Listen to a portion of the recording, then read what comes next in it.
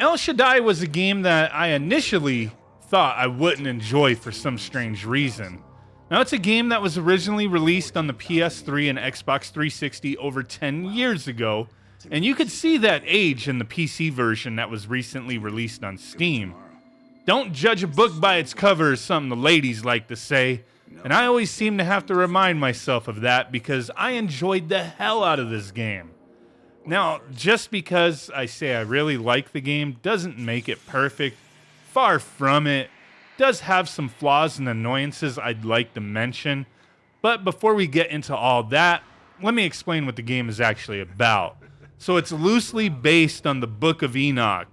You play as Enoch, tasked with going after the 7 fallen angels whom have corrupted mankind. Up in heaven, it was decided everyone needs to be purged, essentially, by way of a massive flood. And we needs to start over because of these problems the fallen angels have started. That is, unless someone could stop these angels. So this is what it's about. You have a little time-bending, interdimensional type of friend in dark clothes and a cell phone. I'm guessing he's got an iPhone 4. Maybe, that was the time when this game came out. His name is Lucifer.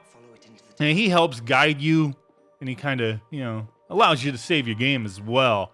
Your main character that you play as Enoch, he's kind of strange looking, wearing some jeans and some heavenly armor. It's crazy. So El Shaddai for PC, it doesn't seem to have anything special being done to it to differentiate this port from the original. It has a rather archaic and limited screen graphics setting option. That's only accessible prior to booting the game. This is just the same game, but now playable on PC. Essentially, I believe this port is a way to garner interest in possible future projects to, maybe sequels will come out type of thing. The original game director of El Shaddai, he formed his own company and made a deal to buy this IP. So I suppose depending on how well it does on PC, we may see some new games from this developer for this specific series in the future. So now on to some of the things I liked about the game.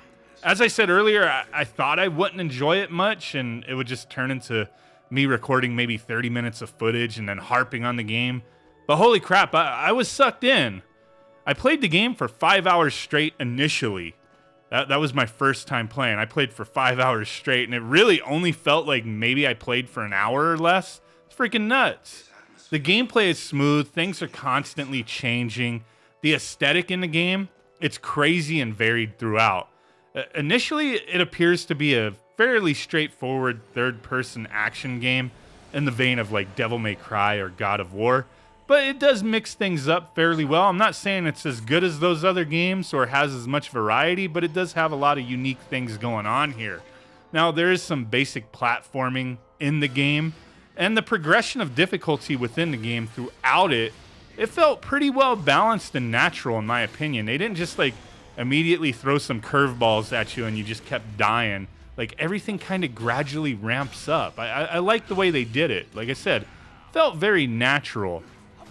Now, early in the game, there was this little section of gameplay where it shifted to side-scrolling, where I thought, oh, cool, it's like a little interactive loading screen, because that's essentially what it was. It was like a loading screen.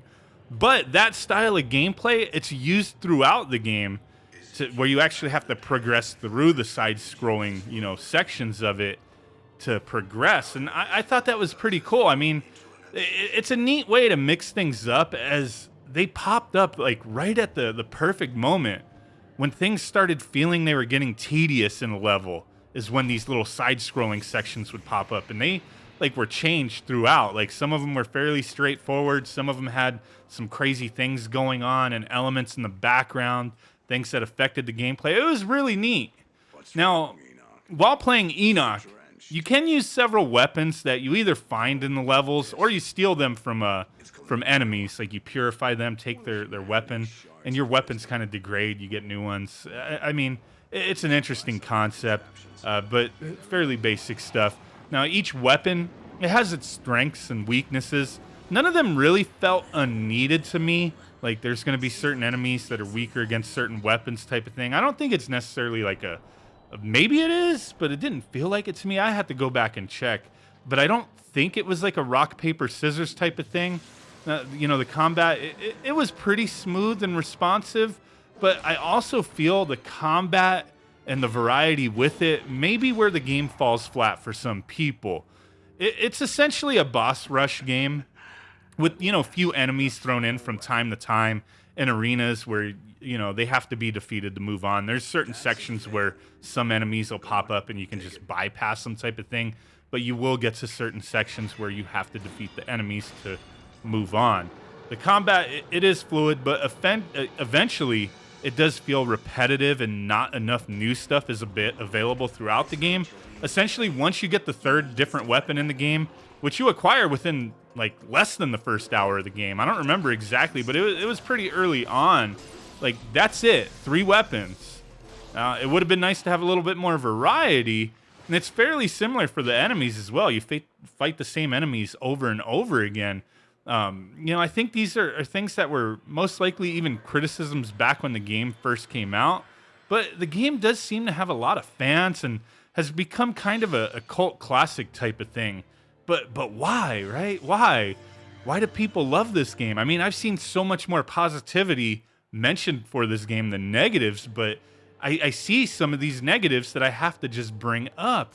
And I really think the love for this game and why a lot of people do like it is because of the game's pacing, its storytelling, and the weird ass aesthetic. I mean, it's a unique game that kind of sucks you in. You know, I found it interesting. Like, there's no UI. There's no health bars for yourself or any of the enemies. It's all just visual cues. You have like armor you're wearing, and as you get hit and attacked and beat up, your armor starts to fall off and break apart. And it's the same thing for the enemies. I actually really like that, having visual cues over a UI, you know, a heads-up display type of thing. It works fairly well in this game.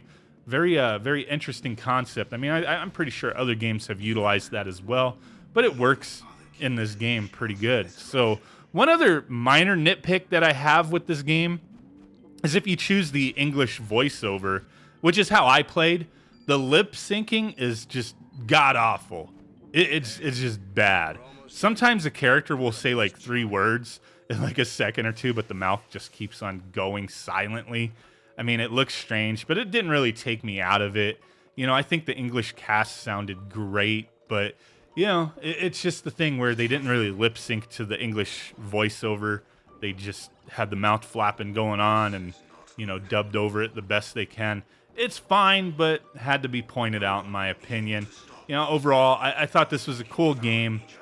It's definitely nice to see more people have access to El Shaddai. You know, I've liked it to have been more of like a remake or an HD remake with extras added to it and not just a straight port. But that's just me. I mean, it still was very fun and interesting with some weird stage designs and characters. I really liked it a lot. If you want to check this game out, it's available on Steam now. Or you could, you know, I guess look for an Xbox 360 version of it. But, you know, a lot of people are PC gamers nowadays, and I've been kind of shifting that way myself as well a bit, and it's cool checking out some of these newer releases, even if they're, you know, old releases that are just newly released on PC, I guess. But hey, guys, thanks for watching. Catch you on the next